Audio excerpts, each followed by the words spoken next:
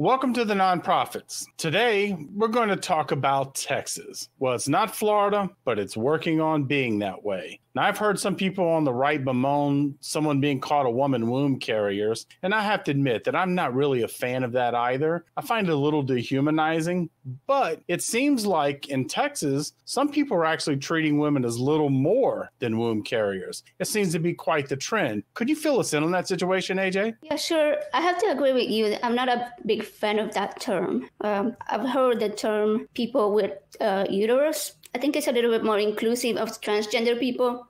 But anyways, today we're discussing two articles that are dealing with Texas' ongoing neglect for women's health. First is the story of Gel Vasco. She was a woman who was not informed that her tubes were not tied after paying for the procedure, and she was refused compensation for an unexpected pregnancy. The next one is a story with a video from a meeting in January by the organization Abolish Abortion Texas. This was leaked in April, and several GOP supporters of the organization were in attendance. Paul Brown is the group's director, and he outlines the plan to change the laws regarding abortion and the destruction of IVF embryos by considering them murder, which can carry the punishment of death penalty for the women and their doctors. It seems like Texas is just going back to the 1800s when abortion became outlawed. It will take 150 years before abortion was legalized by Roe versus Wade in the 1970s. And just barely 50 years later, we are back to ancient times. There is a clear bias against women in the healthcare system, but more so for pregnant women. These articles are from Kira News by Toluwani Obisamao, and then this was published in May 10, 2024. And the other story is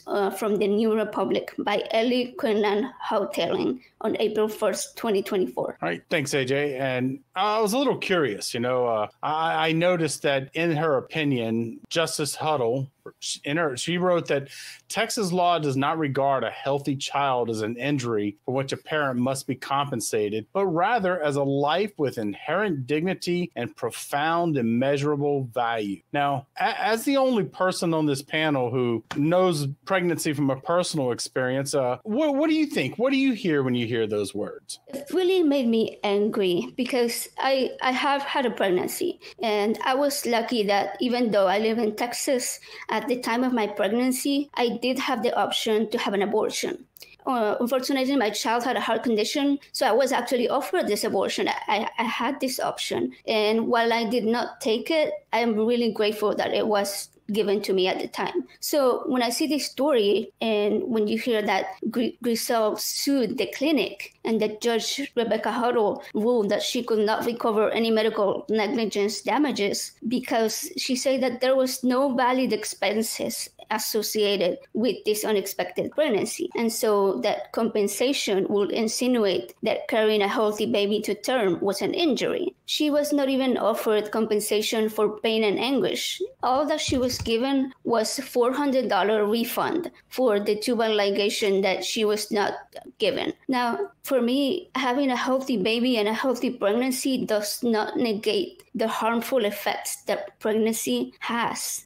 Well, it isn't categorized as a disease. It comes with symptoms. It comes with physical stress to the body and the risk of death. In 2022, 817 women died of maternal causes in the United States. And even when we look at science, we can tell that pregnancy ages the body. So we can scientifically calculate aging on a cellular level by measuring something called telomeres, which are like these caps at the end of each chromosome. And they protect the genes when they replicate. But the telomeres shorten over time for different factors. The shorter they are, the shorter your life will be. And studies have shown that women who have given birth have telomeres that are 4% shorter than women who have never given birth. This is about 11 years of accelerated cellular aging. So pregnancy literally takes away years of your life. So it's absurd to claim that a pregnancy causes no damage worthy of compensation. Yeah, when I read it, I couldn't help but think about, my wife being pregnant and the experiences she had, which wasn't a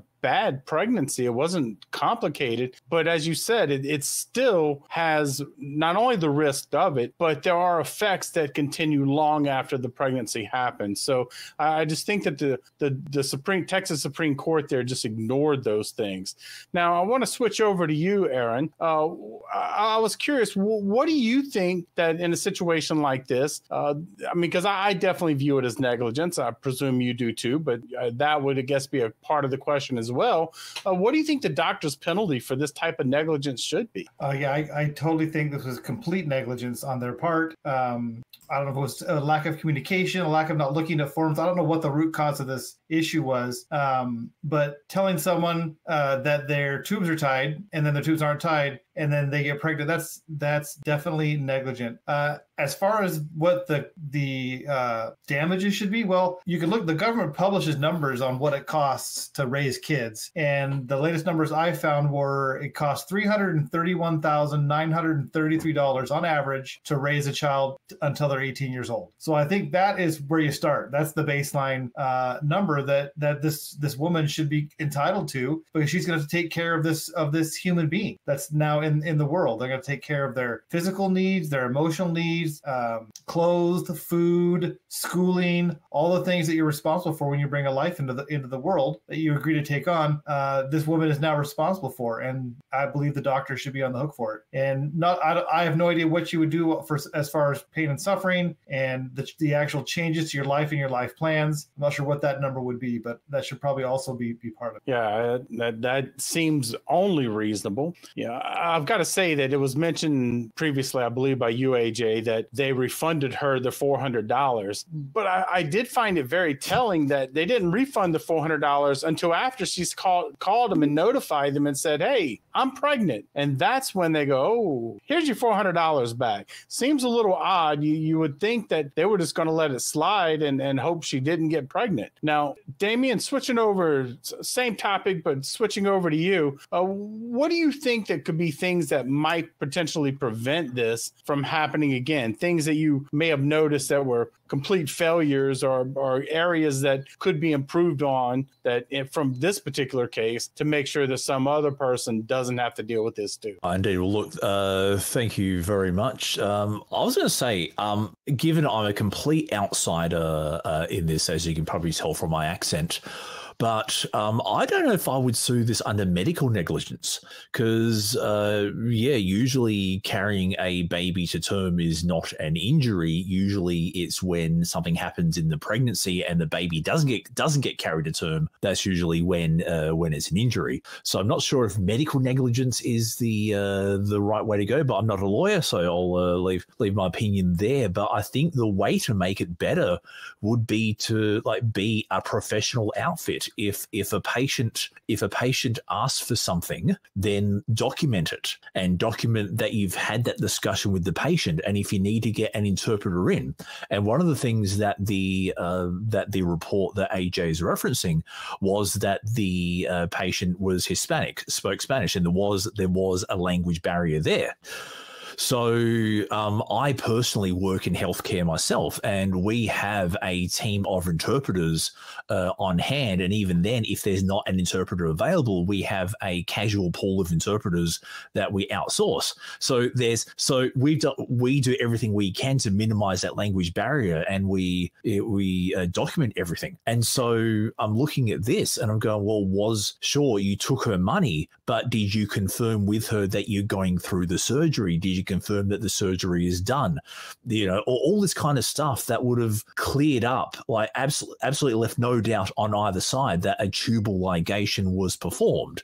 And it's like, well, from what I can see, it just seems to be a verbal contract between the patient and the clinic rather than having everything documented from step A to step Z. So I agree there's negligence. I just wouldn't call it medical negligence. I'd call it maybe commercial negligence or something else. But yeah, yes, I won't take up too much more time with my opinion, but looking at this from an outsider's perspective, it does seem, I can't help but get this feeling that both the legislature and the judiciary in Texas are weighed very heavily in favor of outcomes that force women to give birth, despite whatever wishes other people may have. Yeah, I agree. We're becoming more and more in this country into a situation where the woman's right to have a child or not have a child, or just self-determination over their own body, becomes, a secondary thing. And with that in mind, I wanted to switch back over to you, AJ. In the opinion, the justice also wrote, to award money damages for experiences inherent to a healthy birth wrongly suggests the mother's rightful position is one where the child had never been born, i.e. that carrying a healthy child to term is an injury. When I read that, all I heard was women's lives don't matter. Where did you fall on that? What did you hear when you read that? Yeah, I mean, it seemed that again, as is the case with religious people that claim that abortion shouldn't be a right, is they are putting the child's life before the woman's life. And I do get that sometimes they are trying to put both of them on the same level, but you will never require an adult to give up their life to sustain another adult's life. So why should we do the same for the life that you are holding inside you? Like, should that life be put ahead of your own? Should you give your life for a whole year almost in order to sustain that life? That's my question there. And I'm completely with you. I have some liver problems, and I always ask people, well, you want to be required to give me part of your liver? Because that's what you're essentially expecting pregnant women to do, is to say, okay, let me put my well-being and my health aside. And usually they simplify it with, well, they shouldn't have gotten pregnant, or they should have been. And there's always these should-haves that oversimplify. And that's why I think that this case is so important, because here we're seeing a case where a woman did everything she could. In fact, I read in one article where she told the doctor when she found out she's pregnant, this isn't my fault. And the doctor was like, well, why not? And because I took care of this, I paid for my tubes to be tied. So it definitely throws things into a situation where they're oversimplifying things. Now, can I jump in? Can I ask a question? No, go ahead. Okay. Does Texas have the death penalty? Yes. Texas is very happy to kill people. They're running. Yes. That seems very incongruous. Yeah. So I think that is the reason why they are pushing for abortion to be kind of like categorized as a murder. Okay, that's wow. But they value life in Texas. They value life so much that they're going to make you have them, and then they're not going to want to help you when you do. No. Now, they value life in Texas that they're willing to kill to kill for yes. it. Yeah, makes perfect sense. You're just not thinking right. There's something wrong with you, Damien. Yeah, it's just baby lives are more important than other lives. Yes, absolutely. They have a special right. They have a special right. Now, Aaron, one thing I wanted to go ahead. Yeah, sorry. I was going to add that the problem with this specific case was that Griselle, she did not want an abortion, but she also did not want to be pregnant. So she was put into like this very difficult position to choose between two unwanted options. Yeah. Yes, it's funny you say that, because that's one of the things I wanted to come back to you in a minute and ask you about. But Aaron, what do you think? We're talking about an abortion right now. We haven't even discussed abortion yet. So I wanted to roll over to Paul Brown of the Abolish Abortion Texas meeting that that AJ had mentioned at the beginning, where he said there's no difference in the value of born people and preborn people, and that abortions provided for victims of incest or rape will never be okay, noting that women's lives don't matter any more than the babies they are killing. Do you think this idea of trying rape and incest victims with murder is going to be acceptable to the people in Texas? Well, I hope not, and I hope they do something about it. because it's, abortion is healthcare. It's not birth control. Although abortions end pregnancies, it is healthcare. It is a necessary procedure.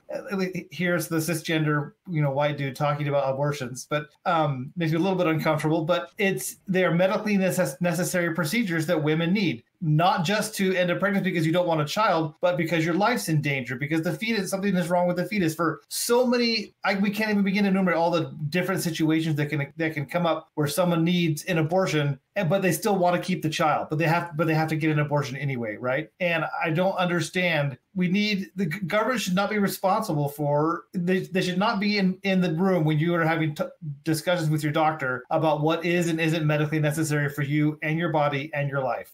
I wouldn't want someone from the government in there saying, "Oh no, you can't get a vasectomy," or "Oh no, you can't get an appendectomy."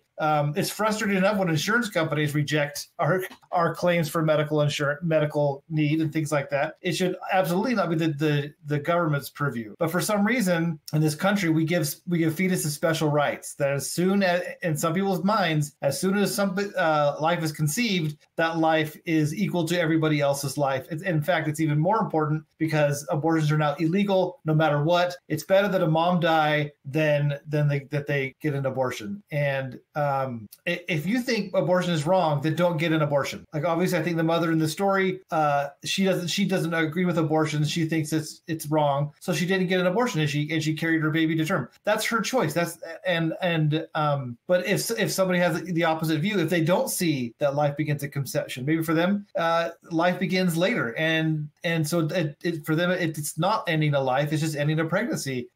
That's their morality. So these far right people that are forcing their morality that life begins at conception without any scientific basis for that fact, they're forcing that viewpoint on other people, and they need to stop it and mind their own business. I agree. And one thing that I wanted to say was I come from a position of pretty much everything being from body autonomy. I don't even really address the issue of whether a zygote or whatever stage an unborn is at, whether it's actually a life or not, because at some point there is a life there. But once again, it gets down to should I be required to give that a special treatment that no human on the planet gets? And I realize some people are going to find that an extreme position, but Paul Brown, I noticed he made a few inflammatory comments of his own. Were there any of those that struck out to you, those pearls of wisdom that struck you really strong, AJ? Yeah.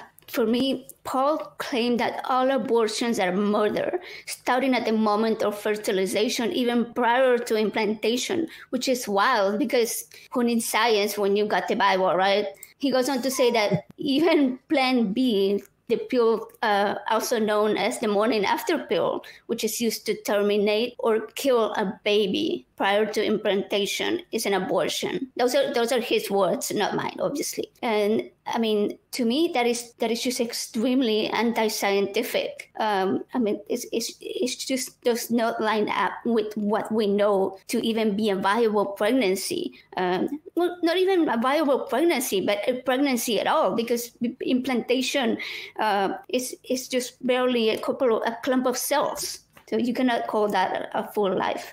Obviously, I would agree with you. And switching over to you, Damien, AJ mentioned the life begins at conception and before implantation, and all these things that Paul threw out there as fact. Do you think that Paul knows that in the Bible there's a magic potion for the priest to actually cause an abortion, and things like it tells fathers to sell their daughters to rapists? Do you think he's even aware of these things, or does he just gloss over them and pretend they don't exist because they're not convenient to his story? I think with fundamentalist Protestantism that Texas and America in general is famous for, to stay in that mindset requires you to overlook a lot of inconvenient facts about both about the history of your faith and alternate interpretations of your chosen text. And so, I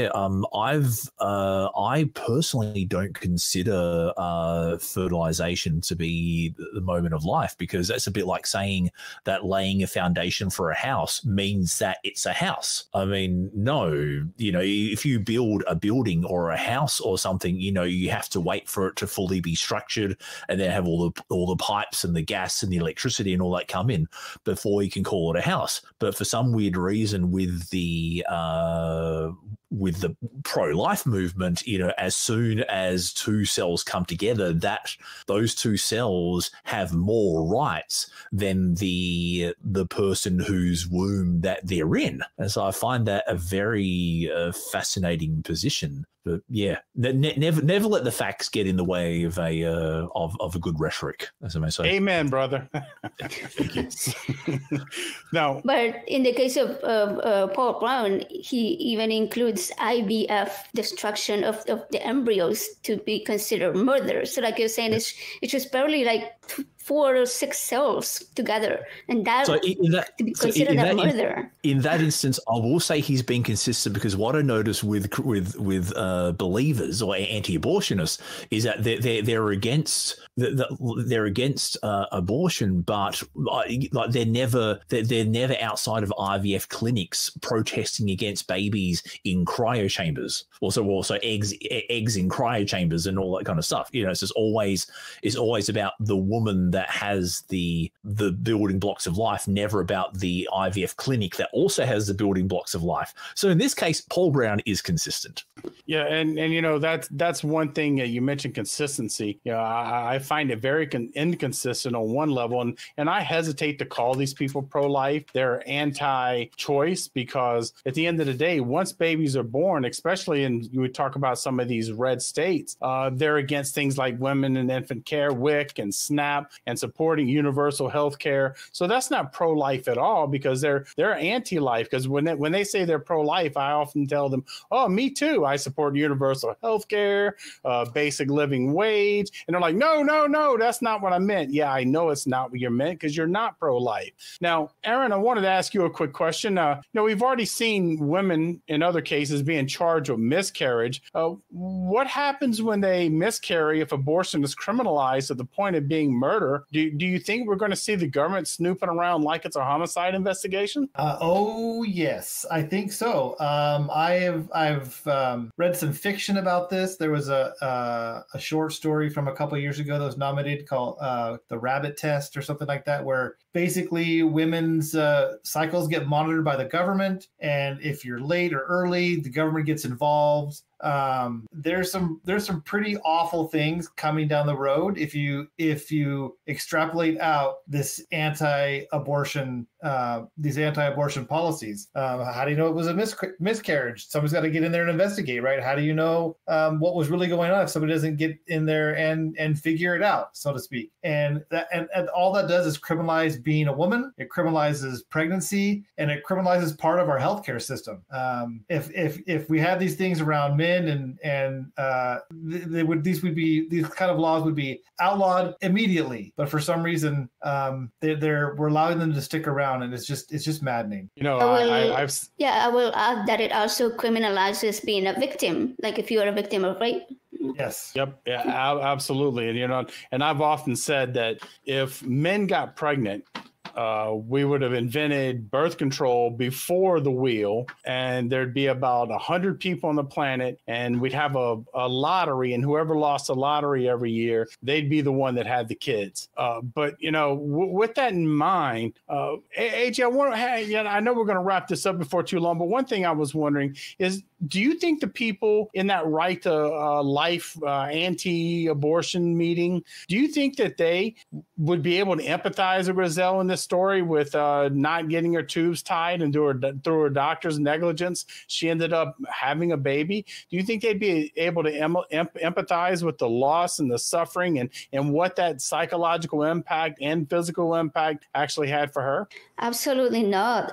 There was actually a woman in the audience who works for a pregnancy clinic. And she completely agreed with everything that Paul Brown was saying. And she said it out loud, and including agreeing with not providing abortion for young girls who were victims of incest or rape. And to me, the entire video was just needed a rage warning, because it will make you want to break things. Yeah, it was disgusting. It was disgusting. I agree. And in fact, I think that when I read the article, I sent it to you shortly thereafter, AJ. And I mentioned that you might end up breaking some things when you see this, because that I felt like the way I feel when I listen to a Rage Against the Machine song, I want to go out and tear some shit up or something. But when I take these two articles, you have this Texas man, and of course it's always men, isn't it? Not always, unfortunately, but often, who want to apply their incorrect, inaccurate biblical views to how we treat women. And another article where a Texas court decided that forcing a person to have a healthy baby is not an injury. Are we just, it seems to me that we're just doubling down on the idea that women don't matter. And, because it seems like, well, we're taking these two in perspective, it's almost like they're saying that, well, even sexual assault's not that bad, because, hey, at the end, you get a baby and that fixes everything, right? And that's very disturbing. But I'm going to go ahead and say, Damien, anything quick you want to say before we wrap this up? No, it just seems very backwards and incongruent, is all I'm going to say. Very much so. And Aaron? Mind your own business. Yeah, I think that about perfectly sums it up. So I hope that everyone learned something. I can't say enjoyed, because sometimes I feel like I have to take a shower after I read some of these stories. So I can only imagine listening to them. But if you want to hear about more things that are going on in Texas and other places, click here.